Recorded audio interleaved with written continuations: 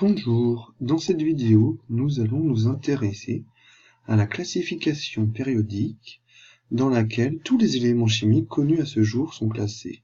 Nous allons voir comment ils ont été classés et pour commencer, nous allons regarder une vidéo sur la construction de la classification périodique. Ne prenez pas de notes, contentez-vous de regarder. Je vous l'avais bien dit, c'est ce que pourrait s'exclamer le chimiste Dimitri Mendeleïev s'il était encore vivant. Dans les années 1860, on peine à organiser de manière logique les 63 éléments chimiques, c'est-à-dire les atomes, connus à l'époque. Avant Mendeleïev, d'autres ont essayé de les classer, par leur poids par exemple, sans que cela ne soit vraiment concluant. Mendeleïev, lui, décide de les classer à la fois par leur poids et par leurs propriétés chimiques. La légende raconte que cette idée lui serait venue lors d'une sieste. Il lui fallut ensuite 2 bonnes années avant d'arriver à les recenser dans un tableau satisfaisant. C'est le fameux tableau périodique, encore utilisé aujourd'hui. Sur chaque ligne, les poids atomiques des éléments, c'est-à-dire leur masse, augmentent progressivement. Et dans chaque colonne, les éléments sont regroupés dans des familles aux propriétés chimiques voisines. L'organisation du tableau est extrêmement logique. Pourtant, Mendeleïev laisse des cases vides. C'est parce qu'il anticipe la découverte d'éléments chimiques encore inconnus. Grâce à son tableau, le chimiste parvient même à prédire leur masse atomique et leurs propriétés. Malgré le scepticisme de ses contemporains, l'avenir lui donne raison. Depuis la création de son tableau en 1869, les chercheurs ont découvert 55 nouveaux éléments. Et tous ont exactement les caractéristiques prédites par Mendeleïev. Impressionnant, ce Dimitri Mendeleïev. En effet, il est le père de la classification périodique actuelle que vous voyez sur la diapo. Sur cette classification périodique, les éléments sont rangés en lignes par numéro atomique Z croissant. En effet, on peut lire la classification périodique sur l'horizontale. L'hydrogène possède un proton, l'hélium en possède 2, le lithium en possède 3, le beryllium 4, le bore 5, et ainsi de suite. C'est ainsi qu'ils sont classés par numéro atomique croissant. Chaque ligne constitue une période.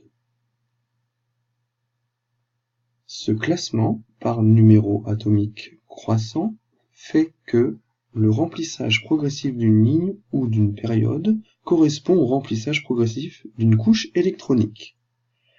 En effet, la première ligne contient 2 éléments et correspond à la couche K, la deuxième ligne en contient 8 et correspond à la couche L, et la troisième ligne correspond à la couche M. Ce classement a aussi pour conséquence que, dans une même colonne, les atomes des éléments ont le même nombre d'électrons sur leur couche externe. En effet, par exemple, les éléments de la deuxième colonne ont tous 2 électrons sur la couche externe. En classe de seconde, on va vous demander de vous repérer par rapport à la classification simplifiée. Celle-ci comporte uniquement les 20 premiers éléments chimiques. Elle comporte donc 8 colonnes et 4 lignes. Prenons les éléments de la première ligne, l'hydrogène et l'hélium. La structure électronique de l'hydrogène est K1 et celle de l'hélium K2. On voit ici que la première ligne correspond bien à la couche K. Sur la deuxième ligne, du lithium au néon, nous avons bien le remplissage de la couche L. Et enfin, sur la troisième ligne, le remplissage de la couche M. Regardons maintenant la classification périodique par rapport aux colonnes. Si l'on prend les éléments de la première colonne, l'hydrogène, le lithium, le sodium, l'hydrogène a 1 électron sur la couche externe K, le lithium a 1 électron sur la couche L, le sodium a 1 électron sur la couche M, d'où le fait que les atomes des éléments ont le même nombre d'électrons externes quand ils sont dans une même colonne. Ceci a pour conséquence que les éléments d'une même colonne appartiennent à une même famille. Prenons la première colonne, à l'exception de l'hydrogène. Tous les éléments appartiennent à la famille des alcalins. La deuxième colonne, les alcalinotéreux, la 17e colonne, la famille des halogènes, et enfin, la 18e colonne, les gaz nobles ou rares. Les éléments de la 18e colonne ont en effet une propriété particulière. Tous ces éléments ont leur couche externe complète et respectent la règle du duet pour l'hélium, c'est-à-dire 2 électrons sur la couche externe, ou la règle de l'octet pour les autres éléments de la colonne, c'est-à-dire 8 électrons sur la couche externe. Ces éléments sont donc inertes chimiquement et sont stables. Voyons désormais si vous avez tout compris, si vous savez vous repérer dans une classification périodique en jouant au qui suis-je. Je suis un élément chimique qui possède 6 électrons sur sa couche externe M. Je suis...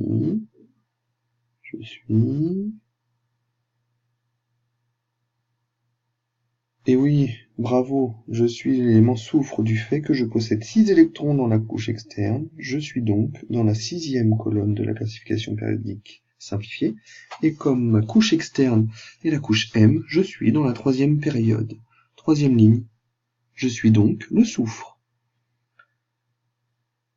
Essayons à nouveau, qui suis-je? Je suis un élément chimique qui possède 2 électrons sur sa couche externe N. 2 électrons sur sa couche externe N. Alors, qui suis-je? Eh oui, je suis le calcium. 2 électrons sur la couche externe N, donc 2e colonne, couche N, donc 4e ligne, K, L, M, N. Allez, dernière tentative. Qui suis-je? Je suis un élément chimique qui perd 2 électrons pour former un ion stable chargé 2+. Et j'ai comme couche externe la couche L.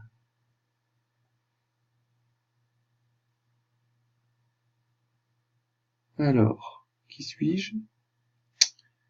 Je suis le beryllium. En effet, si je forme un ion chargé 2+, et que je perds 2 électrons, c'est que je possédais 2 électrons sur la couche externe.